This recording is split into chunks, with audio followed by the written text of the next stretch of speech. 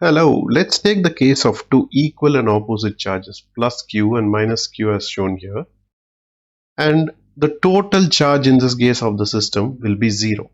But then the fields due to these charges, the fields that arise out due to these charges do not completely cancel out.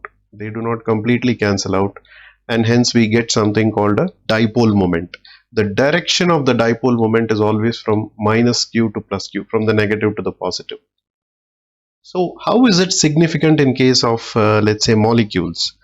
There are molecules always have some positive charges and some negative charges, and there is a center for this positive charge. Let's take the case of some molecule X which has a positive charge centered here, and the center of the negative charges is here. Then they are at some distance away. But if the positive and negative charge centers coincide at the same place, then the dipole moment is zero. The dipole moment will be zero. But in case of some molecules like H2O, the center for positive charges is, let's say, here. The center for the negative charges is little away.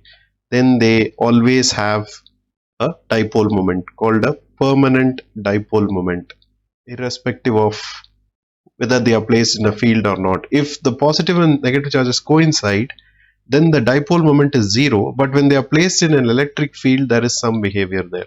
But in case of water molecule, whether we place it in an electric field or not, there is always a dipole moment called permanent dipole moment, and these molecules are called polar molecules. So that's one of the significance of studying dipole moments. Thank you.